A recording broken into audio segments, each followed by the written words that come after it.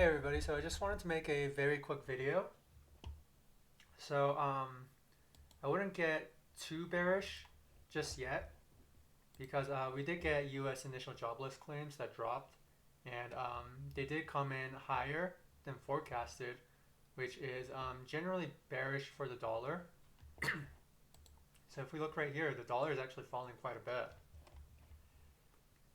So it could quite potentially peak out here in the shorter term. So, we gotta watch this very carefully, see how this plays out. If it breaks underneath this area at around 102.88, let me try and get the exact number here.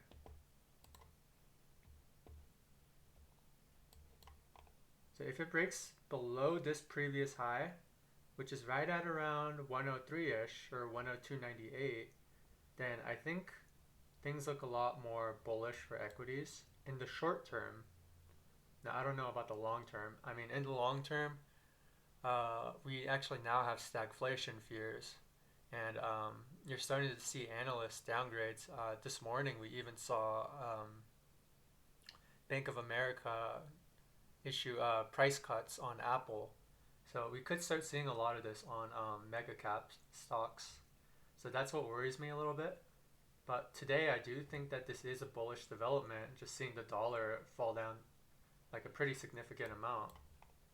Because yesterday it was doing nothing but rallying, and it was actually just drawing itself into a rising wedge.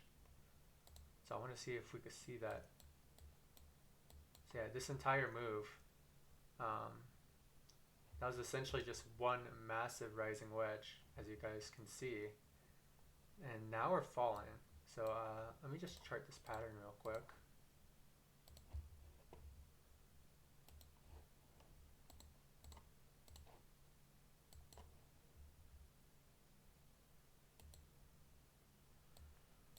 So yeah, now we're just falling in a complete downtrend. So this was more like a falling wedge here, or a rising wedge, I mean. And then we had this fake out right here. So now you see this head and shoulders pattern and then a total breakdown. And then now we're making another leg lower. And if we zoom out a little bit, the dollar went over 104. It actually went like 105-ish. And then now it's starting to fade. So this could be a short-term bullish development. Now let's just take a look at stocks. So S&P 500 seems like it's rebounding just a little bit. Now in the pre-market, it actually hit 385.41. So do keep in mind, we could come down to retest that. That's very possible. We could come down to retest this. Or we could just start shooting back up and then who knows. But we do still have to be very, very cautious. Just because of what I told you earlier, now we have stagflation fears. We have analysts downgrading mega caps or price target cuts or whatever. So yeah, we're in this very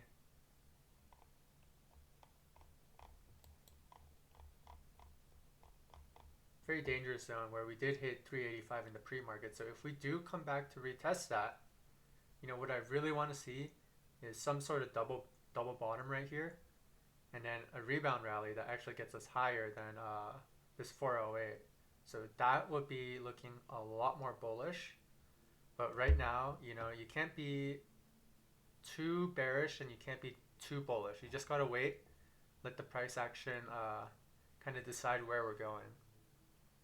So I do get a feeling that the VIX might fade today, just given how much it rallied yesterday. And if you did watch my video,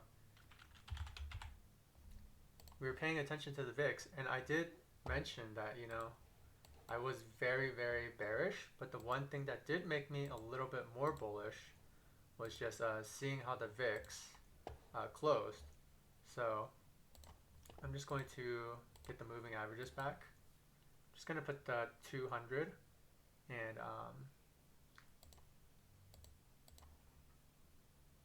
actually I can't put the 200 on because that's actually going to affect my hotkeys. Let me change my hotkeys real quick.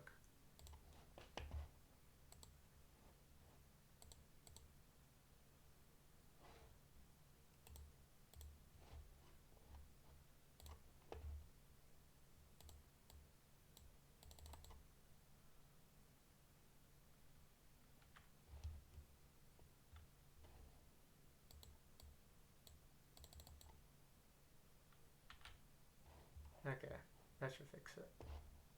And now let's do 8. Okay, now I could do it. So let me just introduce the moving averages here.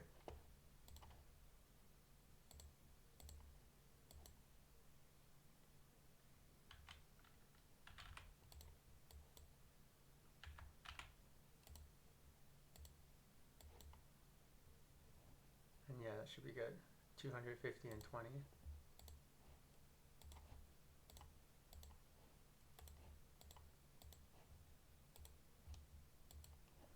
Yeah, if I do introduce the moving averages here, you can see that, yesterday's price action, we closed this gap and we hit the 200-day moving average basically. So those are the two things that I was looking at. Now, today in the pre-market, we actually might fade a little bit, or we might slightly peak above this when we open. So what I want to see is a very clear reject off this 200-day moving average. And then that, to me, will signal something much more bullish for the stock market. And if we could get back below this 50-day moving average, then that would look much better. But do keep in mind that this 200-day moving average is getting very, very close to this 50-day moving average. So, that is kind of a very dangerous thing. If I zoom out and I look at the last time something like that happened, it's essentially just right here, where we did have a good amount of space, and then all of a sudden right here we cross over. So when we do end up crossing over, that's kind of when the biggest action does happen. So do be mindful of this, that we are getting much, much closer. Now in the past we had a significant amount of distance between these two trend lines. So now things start getting a little bit more dangerous as this starts curving down and as this starts curving up. Now let me just look at Bitcoin right here.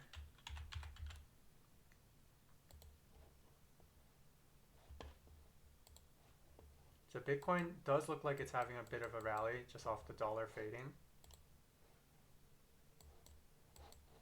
So I'm going to go on the monthly chart right here. And it still doesn't look all that great. It's essentially just building out what looks like to me a bear flag.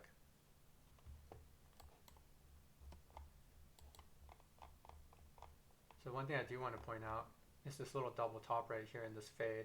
But we do have what looks like a inverse head and shoulders in this shorter time frame. So maybe we could cut all the way back to 30,000 possibly, and then we could just doodle around here for a little bit.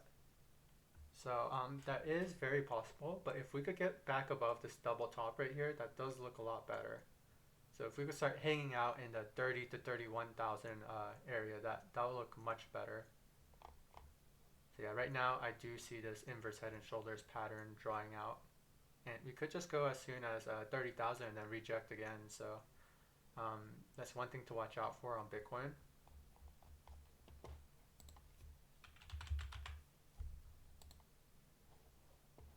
Now Tesla in the AM actually fell pretty significantly. We saw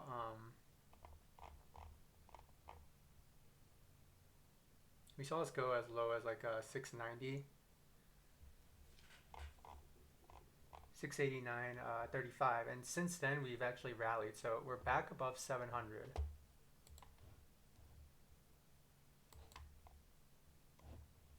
So there is major support right here, which is essentially what we went down to.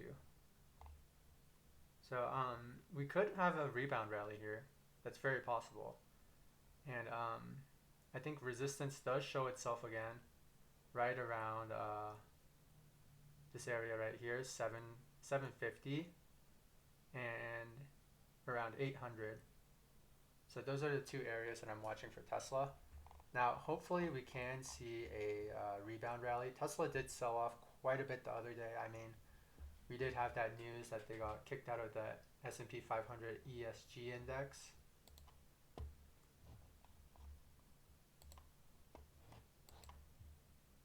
So yeah, that was basically the fall yesterday.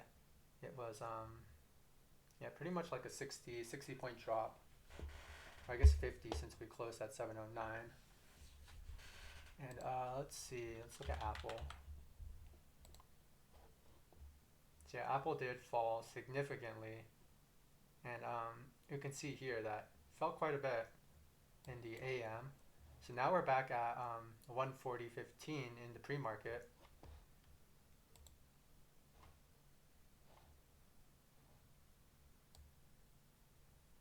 So yeah, yesterday's price action was horrible for Apple. It's just a complete downtrend. Now, if we could at least see some buyers step in, then that would be nice because yesterday I feel like a lot of buyers didn't step in because the only thing that was going on was the VIX just kept getting higher and the dollar just kept climbing up.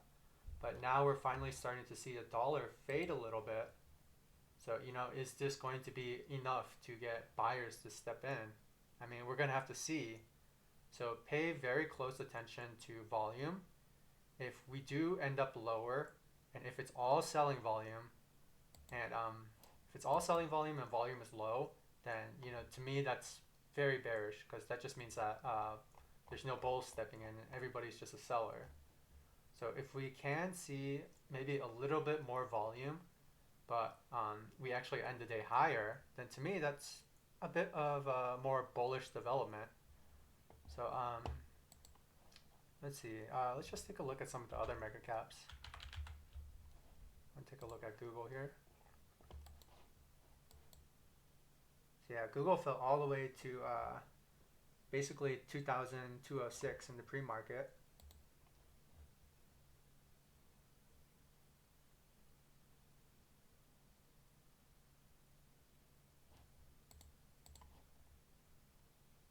So yeah, major support for Google right here. We don't want to break under this area right here. So that's this 2,221-ish. Let me zoom in, make sure I get that right. So yeah, it's about 2,224, which we're above that in the pre-market. So if we do close below this, things do start looking a lot more risky. So do keep that in mind that the S&P 500 and all these mega cap stocks are very, very, very close to just a full-blown crash because they're at these major support levels, which actually aren't even that much support. So there's not a whole lot of support even going on here. So we could just fall straight down to this next leg.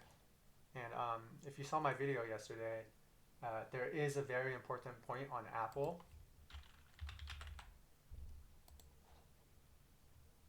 And that's right around this 137 level.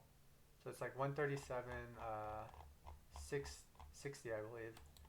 137.69. So that's a point that we cannot fall below. If we do fall below that, things look very, very bearish. And I do think, maybe on open, we could actually fall to that amount and then we could just possibly, we could rally. And if we start fading, then that's going to look really bad. So I hope you guys enjoyed this video and stay safe.